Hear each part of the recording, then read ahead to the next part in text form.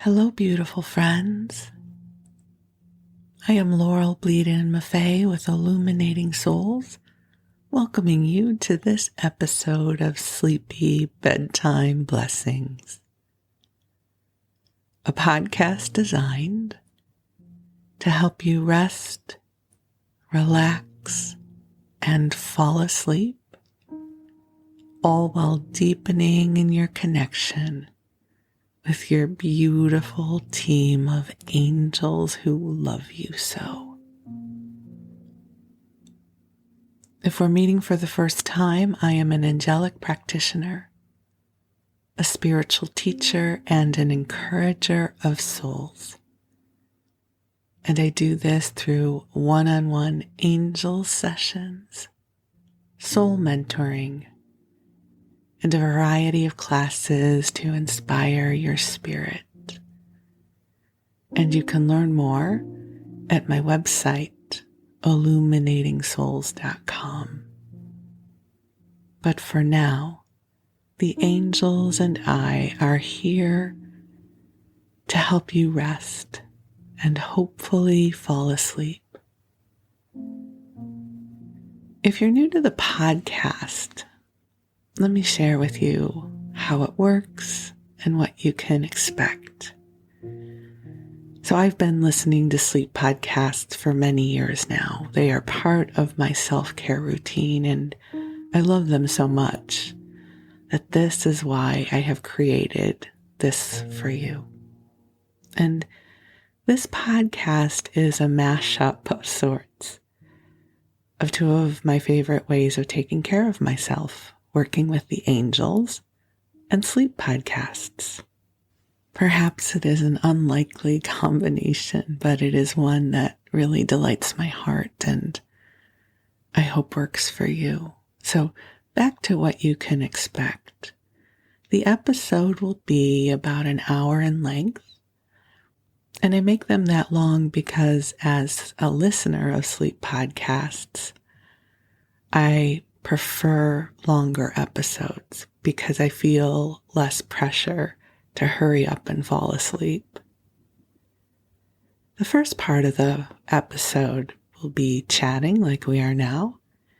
I'll be bringing in the angels and sharing angel love with you.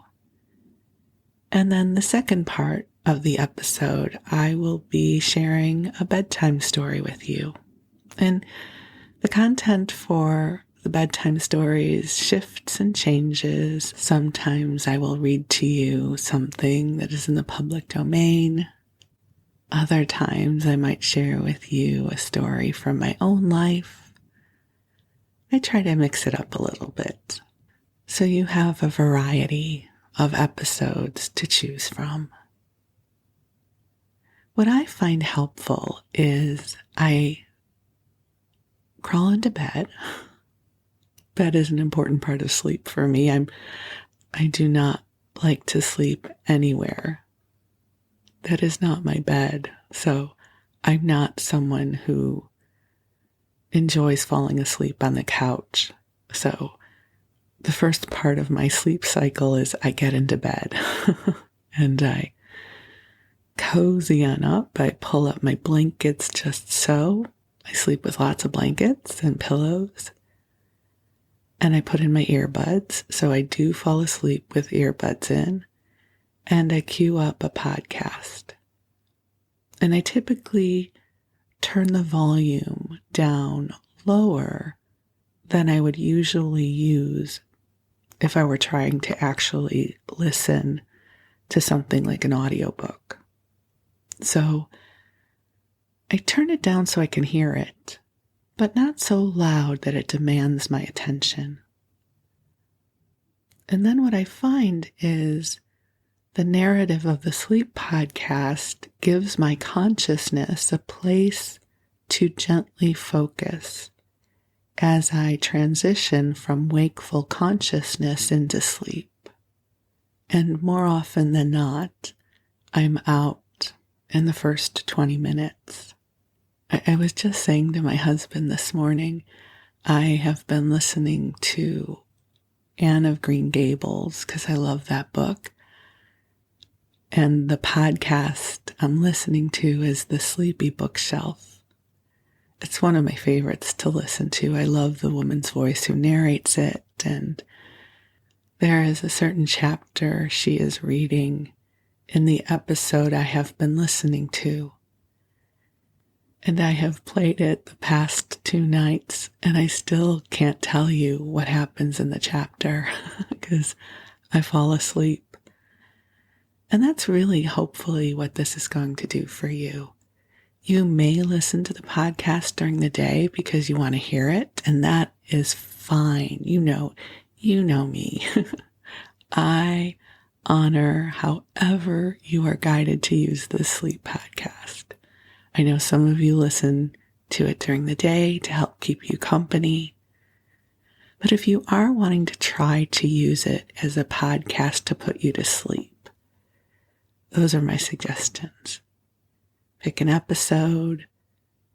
Let it be okay that you might not be awake by the end. And if you are, you can always queue up another episode and let that one keep you company.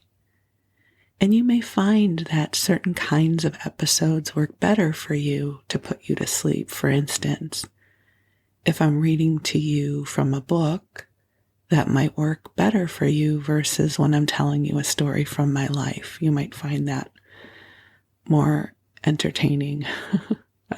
Not that I think I'm terribly entertaining, but you know, the narrative is different. The rhythm is different. So you have my blessing in seeing what works best for you. And if you do find that you enjoy the podcast, if you would consider leaving a review, because they really help, or even better, sharing about the podcast with a friend. We are growing the podcast through word of mouth. And so anything you can do to help spread the word would be greatly appreciated. And also, I want to tell you, I love hearing from you. So if the podcast is helping you, if there's something about it that you like, if you have a favorite episode, feel free to drop me a line. I'd love to hear from you. It brings me great joy. But for now, let's focus on helping you relax so you can sleep. And I'm going to call the angels in to be with us. So go ahead and get comfortable in your body and snuggle on in whatever way makes you comfortable. And take a few deep breaths in and out. Just letting your body know that it has permission to relax. And I'm going to bring the angels in. They are already here, but I love calling them or inviting them forward. Makes my heart happy. So I gratefully share this with you. Beautiful angels on high, I invite you to join us here, and I am so grateful for your presence. And I am so grateful for your invitation to be present here right now with you. As I remember that it is not so much about us inviting you forward as you are inviting us into this sanctuary of divine love. So angels, I ask that you amplify this beautiful, loving presence for each of our beloveds listening to this broadcast. Angels, I ask that you clear away anything that does not belong to us, clearing our energy fields through the heart of God, and sending healing light through all dimensions of time. And angels, I am so grateful for this opportunity to gather together and shine love upon each of the beautiful souls listening to this broadcast. Dear ones, I thank God for the gift of you. To each of you listening right now, I say thank you for being you. You are a blessing here on earth. You are a beautiful, bright soul. And you help make this world a better place. So just take a deep breath in and allow the angels to bring to you calming, soothing energy. With your permission, the angels are filling the space you are in with soft, pink light. And this light is filled with love that has been calibrated just for you. The angels know what is in your heart. They know your prayers. They know the circumstances present in your life right now. And they bring you gentle, soothing, healing light. So just breathe it in. Allow yourself to receive waves of understanding and compassion. We know that life has an ebb and flow. We have good days and we have not so good days. And wherever you are on that continuum of life, the angels bring you love.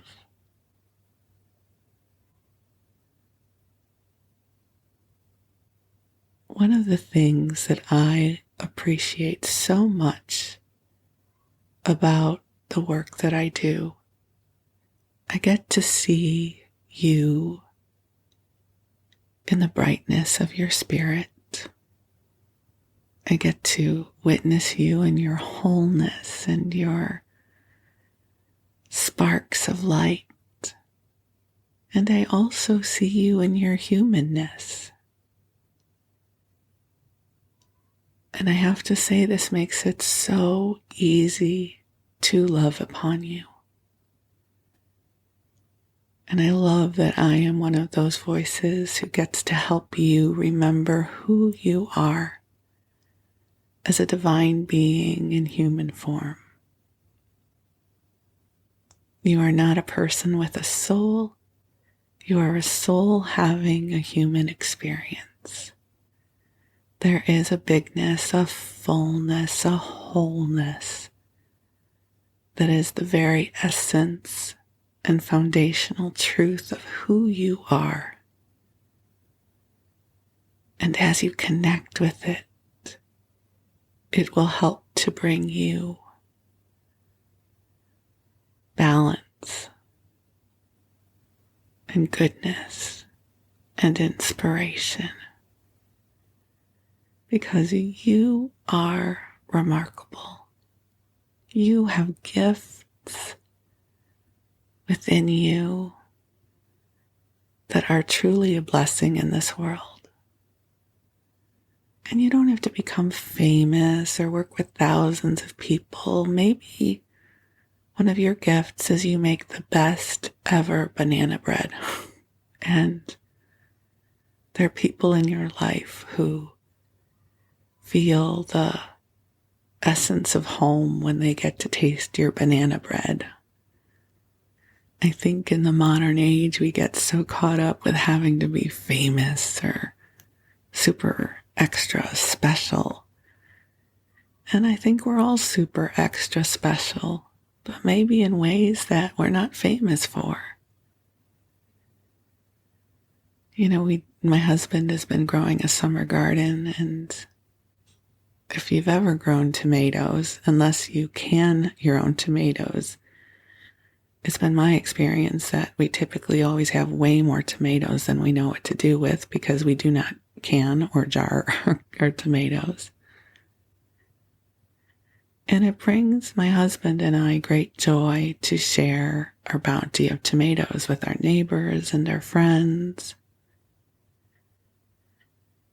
There are 1,000 ways that you can shine your light in this world, and you do. So maybe you share from your garden like we did. Or maybe you make the best banana bread. Or maybe you're someone who knows how to comfort someone who's in a place of deep grief. Do you know how rare that is? Most people have no idea how to meet someone in a place of deep grief. And if you're someone who knows how to hold for that, you are extraordinary. So I want to invite you to take a deep breath in and recognize how beautiful you are. You are a source of love and comfort in this world.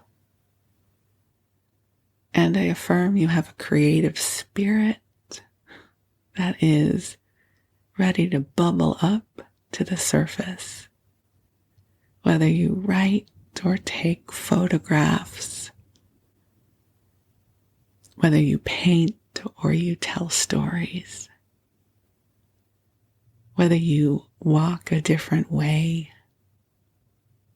every time you go for your evening walk because you like to see what flowers are blossoming in each person's garden. You're remarkable. And I'm so happy that I am someone who gets to know this about you. So take a big breath in and release. Release the voices of self-judgment. Release all the shoulds and the have-tos, at least for right now. You can always gather them up again later. And for now, simply be in this place where the angels and I can acknowledge and love you because you are worthy of love right now. Right now. You, your beingness, your beautiful body, your imperfections, your awesomeness, your tenderness, all of you, everything that you are is worthy of love.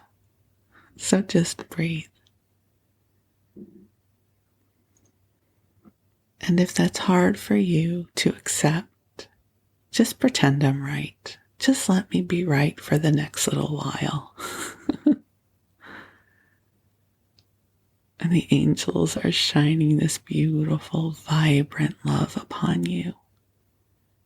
There's healing for you in this love. This love is here to help you come into your wholeness and the beauty of your spirit. And I am so grateful for the gift of you. I am so grateful you found your way to this message, so that you can be reminded of who you are. So allow your body and consciousness to drift off into sleep if that is your intention.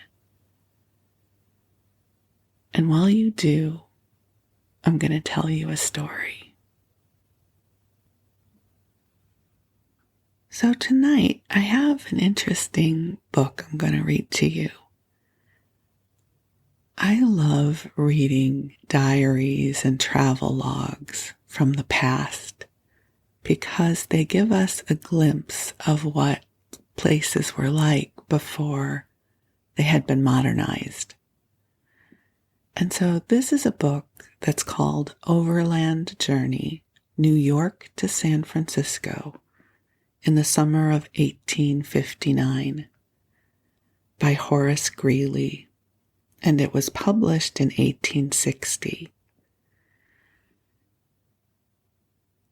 I haven't read the whole book, and I know even before I read it, this book will in all likelihood be problematic because in 1859, this would have been the perspective of a white man traveling across the country with this sense of discovery. And you can't really discover a land that has already been inhabited for thousands of years, and there's a lot of difficulty. I'm trying to use gentle words because it's a sleep podcast. That's a lot of darkness to that period of time as well. That I'm not going to address here because, again, it's a sleep podcast. But I just want you to know that as I read this book, I don't think it's all sunshine and roses. I am going to read to you, though, a chapter about the trip this gentleman took from Sacramento, which at that point was a mining town, to Yosemite, which I just find that fascinating because things weren't built up then, and you have had to take the journey by stagecoach. And as someone who moved from Chicago to Los Angeles, and I have flown across the country many, many times, and I always had great wonder about the people who made that journey before there were airplanes, even before there were railroads. I've always been mesmerized by that. And so it is with that sense of curiosity that I share with you this gentleman's experience. And before we get started, I'll also say, especially for those of you who might be Mormon or have Mormon roots, there is an interview with Brigham Young in this book. I haven't read it. I just scrolled past it and I thought, well, that's interesting. I'm going to have to go back and read it. But we're going to start here. I'm terrible at Roman numerals. Let's see, XXV and then 31. So that would be 28, chapter 28. I'm impressed with myself that I know that. This chapter is called California, the Yosemite, Bear Valley, California, August 14th, 1859. I left Sacramento on Monday morning last, traveling by stage to Stockton, 48 miles nearly due south, crossing the Mokelumne. I should know how to pronounce that, but I don't, so I'm going to just do my best. The Mokelumne, and keeping first the Sacramento and then the San Joaquin a few miles on our right, and Mount Diablo conspicuous still further west. We traversed a level, fertile plain sparsely wooded near the rivers, a plain which should be, but is not yet, densely peopled and very productive. There are some fine orchard gardens near the cities, and might well be many, but a good part of the intermediate country is unenclosed, and the residue mainly devoted by large ranches or loose and slovenly cattle husbandry, and in less degree to the growing of small grain, wheat, and barley. The stubble indicates good crops, but there is not a sufficient area devoted to them. Uncertainty of land titles, that is a paramount curse of California, is assigned, and as the cause of this inadequacy of cultivation, which I trust is not to continue. And I will just say, it won't. It will all become developed and will become farmland. So Stockton is situated on a bayou of the San Joaquin at the head of the regular steamboat navigation on that river, which makes it the third or fourth city of California with 15,000 inhabitants and an extensive carrying trade. The better dwellings are in good part surrounded by fine gardens, well filled with delicious fruit. In some of them, the primitive, wide-spreading oaks have been preserved, giving them an aspect of beauty and coolness most grateful to the traveler recently arrived from the plains. Stockton has the state insane asylum and a very interesting commencement of a cabinet of natural history. Better still, she has an artesian well 1,000 feet deep, bored at a cost of $10,000, and pouring forth a copious and unfailing stream some feet above the surface of the earth. Deep as it is, it penetrates only successive strata of what appears to be alluvial deposit, never touching bedrock. Artesian wells are becoming common in California, and I trust are yet to play an important part in the development and extension not only of her agriculture, but also of her mining industry, now crippled, especially in the South, by the general dearth of water. I have a suspicion that all the water hitherto obtained by canals or ditches so expensively constructed could have been procured far cheaper by digging artesian wells, which, however multiplied, could hardly fail at the foot of the Sierra Nevada to strike copious fountains at no unreasonable depth. And I will have to say that it is really interesting listening to that now living in California with our drought and water challenges and water rights. And it certainly has played a huge role and continues to play a huge role in the management of California. So we'll continue. I left Stockton next morning in a carriage with a friend who proposed to go through to Bear Valley, 75 miles, before sleeping, a feat which I doubted my ability of any span of livery horses to accomplish. My doubt was misplaced. Good horses, an early start, careful, considerate driving, frequent watering, and the dry, bracing air of California carried us through by little after 10 p.m., and our team would readily have gone 10 miles further had we required it. I judged that 60 miles of just such roads would have been as hard a drive in any state east of the Rocky Mountains.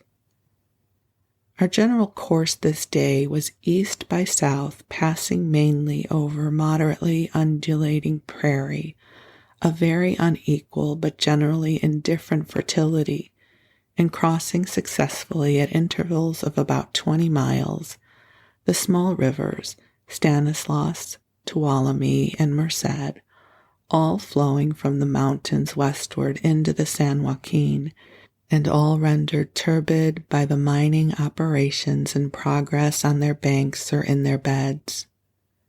The Stanislaus runs through a belt of rather light and thin oak, some 2 or 3 miles wide. The others have a few scattering oaks, and that is all. There is considerable husbandry, mainly of the ranching order near Stockton and along the rivers aforesaid, but very little industry of any kind on the naked prairies between them, and not a drop of running water, except perhaps a spring or two under some of the low hills which have a tolerably steep side respectively. There are very few deep holes in some of the winter water courses at which cattle still find drink, though of a bad quality. One settler from Massachusetts who lives mainly by cattle growing informed us that he came around Cape Horn 8 or 10 years since, has now about 90 head of cattle, which are fast increasing, and intends to erect a windmill this winter by whose aid he will be able to have a good garden at once and a fine fruit orchard within a few years. Windmills located over wells or other reservoirs of water, which they raise for use in irrigation, are very common in Stockton and are rapidly going up throughout Middle California. He has to go 7 miles for his fuel, fencing stuff, etc. on the Stanislaus. His nearest neighbors on the road we traveled are some 5 to 10 miles distant, but I believe he has nearer. He is doubtless richer here than in Massachusetts, but I cannot realize that his family are happier or more favorably situated for mental and moral improvement, there being no school within reach, and the children depending for instruction on their New England mother alone. But their children will not have New England mothers, and what then? I fear this cattle ranching with long intervals between the ranches is destined to half barbarize many thousands of the next generation, whom schools can scarcely reach, and to whom the sound of the church-going bell will be a stranger. Most of the agriculturalists of this region, however, came here from Missouri, Arkansas, or Texas. Many of them from Missouri or Arkansas by way of Texas, and do not seem to regard common schools as essential to civilized life. We crossed the Merced 60 miles from Stockton. All these rivers are crossing by toll bridges or ferry charges, $1 each per wagon, just before sunset. And now our road became rugged and bad as we rose the first of the foothills of the Sierra. Thus far we had seen few traces of mining save the muddy-colored waters of the river. But 7 miles further brought us the Quartzburg in the center of a nearly washed-out valley of gold-bearing gravel, and thence our way led 7 miles further over a far higher foothill into Bear Valley, where we found friends in grateful rest. The next day I devoted to an examination of Colonel Fremont's mines and works, of which I may speak hereafter, but I must now hurry on to the Yosemite. I left Bear Valley 2 hours later than was fit, at 6 a.m. on Thursday, resolved to push through to my immediate destination that night. My friend had preceded me betimes to Mariposa, 12 miles on our way to complete preparations for the trip. But we were unluckily delayed here again by misapprehensions in the pre-engagement of animals for attendance on a camp meeting, so that it was high noon when we reached the end of the wagon road, 12 miles below Mariposa, where the saddle is the only resource. While it is still nearly 40 miles, many of them steep ones, to the Yosemite Fall. Everyone assured us that to get through that day was impossible, yet I had no more time to give to the journey and must try. My friend is a good rider, while I can barely ride at all, not having spent 5 hours on horseback, save in my visit to the Kansas gold mines within the last 30 years. But the 2 gentlemen from Mariposa, who accompanied and guided us, knew all about the journey that we didn't, which is saying a great deal. So we pressed buoyantly, confidently on. Hussey's steam sawmill, where we mounted, or rather I did, for the rest had done so before, marks pretty fairly the division between the oaks of the lower and the firs of the higher elevations, though the two, of course, melt into each other.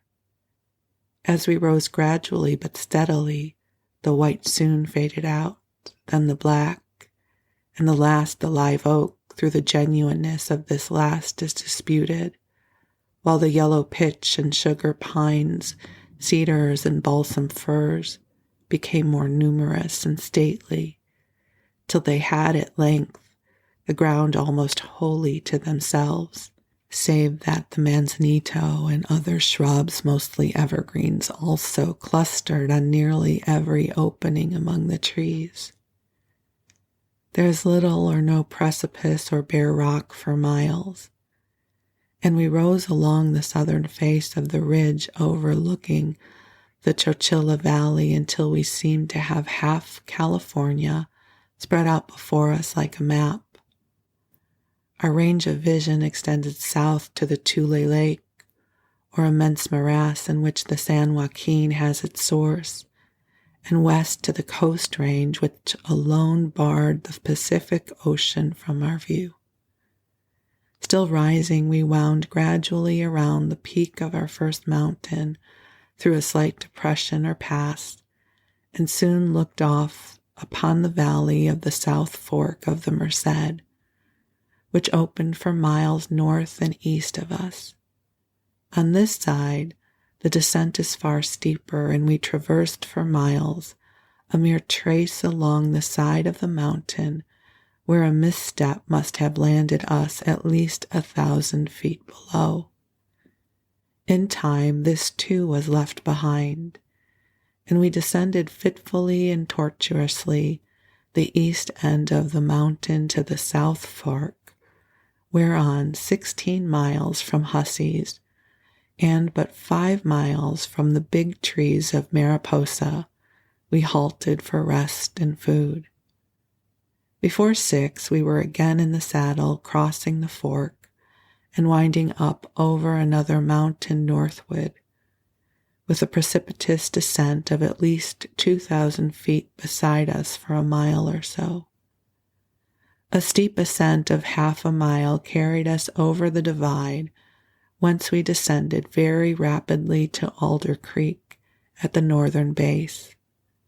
Following up this creek over a succession of steep pitches interleaved with more level patches, we bade adieu to daylight at Grizzly Flat, a spot noted for encounters with the monarch of our American forests, and thence crossed a ridge to Summit Meadows, a succession of mainly narrow grassy levels which wind in and out among the promontories of more or less shattered granite, which make down from the mountain peaks on either side, but pursue a generally eastward direction to pour their tiny tribute into the great chasm. Our route led us 6 or 8 times across these meadows, which were often so boggy as to require a very nice choice of footing, and intermediately across the generally wooded promontories which deflected the probably continuous meadow into what seemed to us many, until we stood at length, about 10 p.m., on the brink of the awful abyss, and halted a moment to tighten girths and take breath for the descent. And I just have to say, I love the way he writes. I feel like I'm with him on the journey. And I've always been mesmerized by those who made this journey on horseback. I've only made it by car or plane, so we'll continue. And here, let me renew my tribute to the marvelous bounty and beauty of the forests of this whole mountain region. The Sierra Nevadas lack the glorious glaciers, the frequent rains, the rich verdure, the abundant cataracts of the Alps, but they far surpass them. They surpass any other mountains I ever saw in the wealth and grace of their trees. Look down from almost any of their peaks, and your range of vision is filled, bounded, satisfied by what may be termed a tempest-tossed sea of evergreens, filling every upland valley, covering every hillside, crowning every peak but the highest with their unfading luxuriance. that I saw during this day's travel many hundreds of pines 8 feet in diameter, with cedars at least 6 feet. I am confident, and there were miles after miles of such and smaller trees of like genus standing as thick as they could grow, steep mountain sides allowing them to grow rank above rank without obstructing each other's sunshine seem peculiarly favorable to the production of these serviceable giants. But the summit meadows are peculiar in their heavy fringe of balsam fir of all sizes, from those barely 1 foot high to those hardly less than 200, their branches surrounding them in collars, their extremities gracefully bent down by the weight of winter snows, making them here, I am confident, the most beautiful trees on earth. The dry promontories which separate these meadows are also covered with a species of spruce, which is only less graceful than the fir aforesaid. I never before enjoyed such a tree feast as on this wearing, difficult ride. Descent into the Yosemite is only practicable at 3 points. One near the head of the valley, where a small stream makes it from the direction of the main ridge of the Sierra, down which there is a trail from the vicinity of Water River, Utah. A trail practicable, I believe, for men on foot only. The other 2 lead in near the outlet from Mariposa and Coulterville, respectively on opposite banks of the Merced, and are practicable for sure-footed mules or horses. We, of course, made our descent by the Mariposa Trail on the south side of the little river which here escapes from the famous valley by a canyon which water can safely, if at all, traverse, being shut in by lofty precipices and broken by successive falls. My friends insisted that I should look over the brink into the profound abyss before clambering down its side, but I, apprehending giddiness and feeling the need of steady nerves, firmly declined. So we formed line again and moved on. The night was clear and bright, as all summer nights in this region are. The atmosphere cool, but not really cold. The moon had risen before 7 o'clock and was shedding so much light as to bother us in our forest path, where the shadow of a standing pine looked exceedingly like the substance of a fallen one, and many semblances were unreal and misleading. It was often hard to realize that the dark, narrow, current-like passage to the left was our trail, and not the winding, broader, moonlighted opening on the right. The safest course was to give your horse a free rein, and trust to his sagacity or self-love for keeping the trail.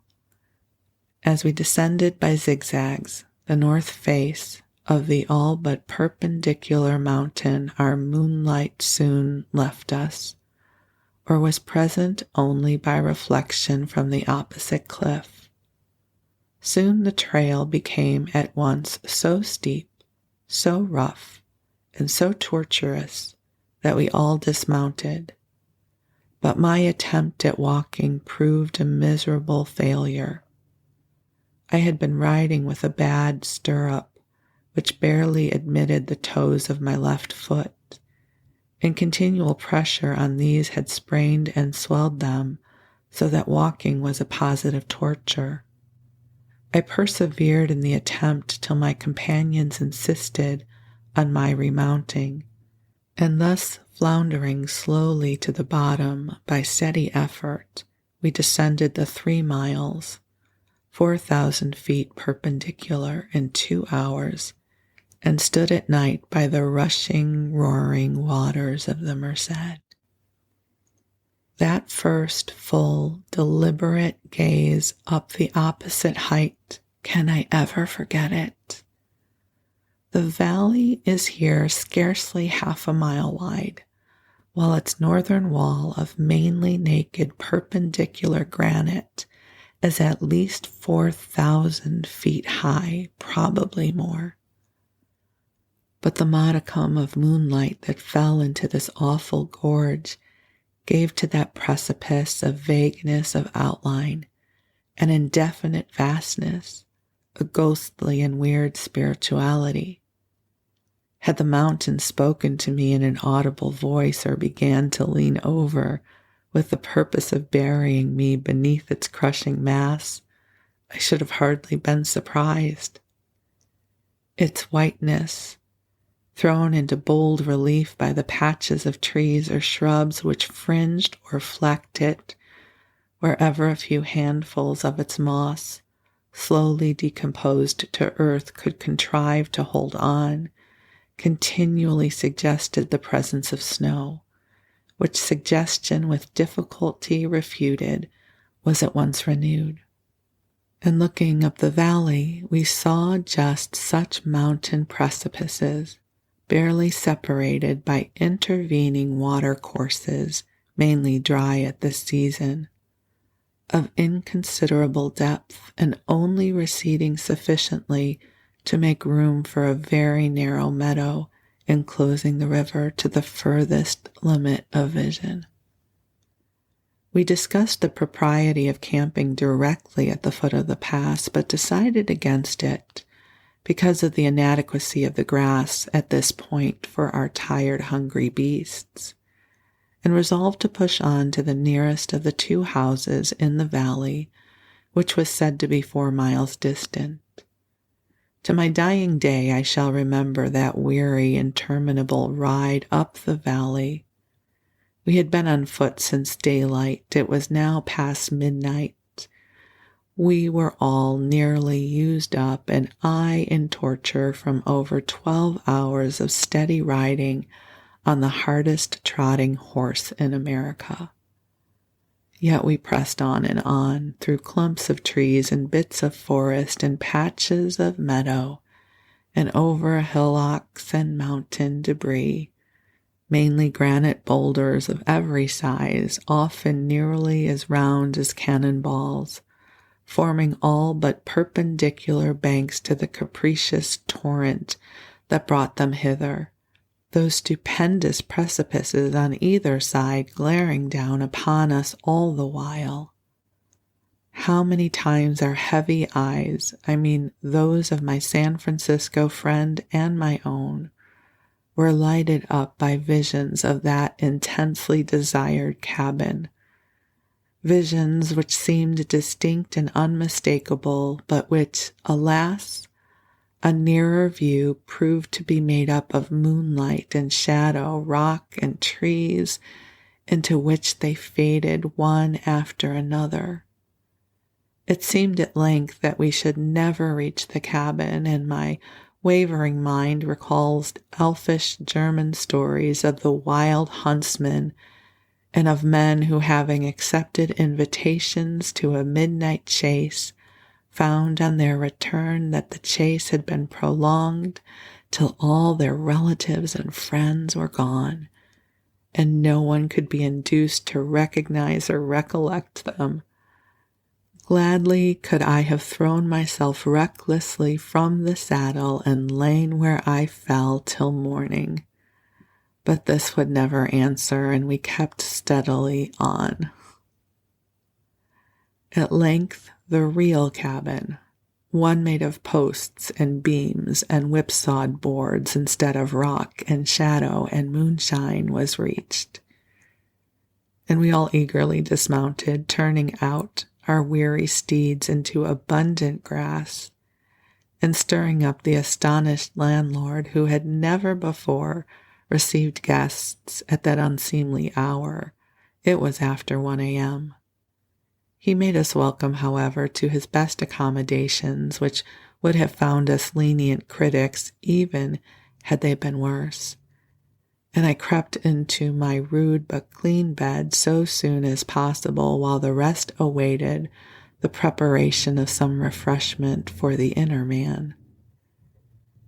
There was never a dainty that could have tempted me to eat at that hour. I am told that none ever before traveled from Bear Valley to the Yosemite in one day.